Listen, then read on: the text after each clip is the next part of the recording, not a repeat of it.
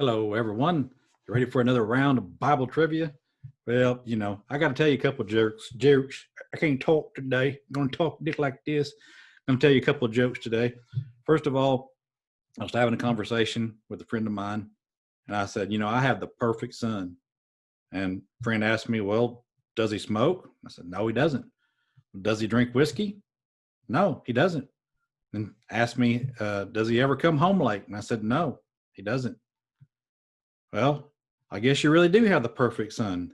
And then my friend asked me, well, how old is he? I said, he'll be 6 months old next Wednesday. Kind of hard for him to be bad when they're that young. Got one more thing for you. And that is, what do you call a pig that does karate? A pork chop, of course. Oh, boy. All right. You know the drill. We're going to do 10 questions worth a point apiece. There'll be 2 bonus questions. They're worth 3 points apiece. They're optional, but if you do all of things and you get everything right, you'll have a total of 16 points. So let's begin with our first question. This is a trustworthy statement that Christ Jesus came in the world to save whom? Sinners, children, or animals?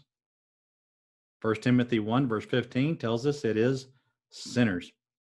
Number 2, Jesus desires that all people be saved and come to what? A good church, a peaceful end, or the knowledge of truth. 1 Timothy 2 verse 3 through 4 tells us it is the knowledge of truth.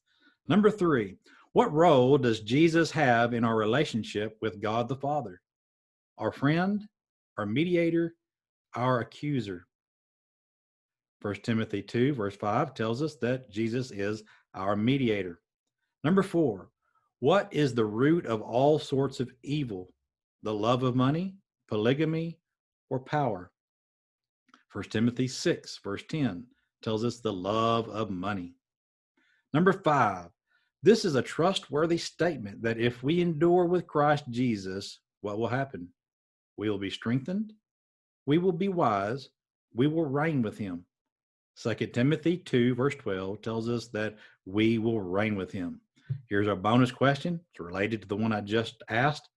What will happen if we deny him? What will happen if we deny him? 2 Timothy 2 verse 12 reveals the answer. He will deny us. All right, let's move on to our next set of questions. Here's the first one.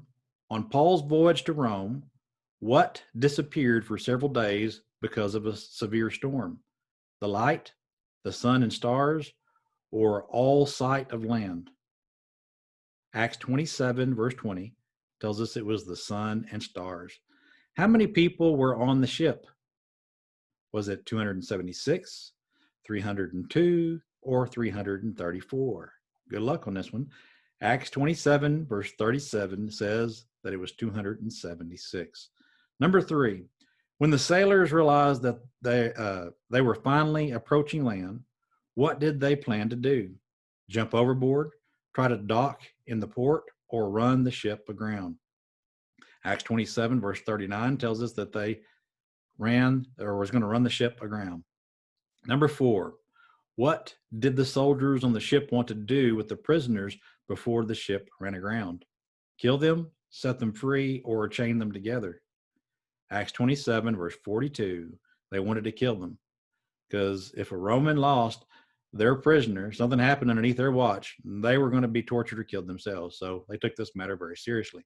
Number 5, where was Paul shipwrecked? Was it Sicily, Malta, or Cyrene?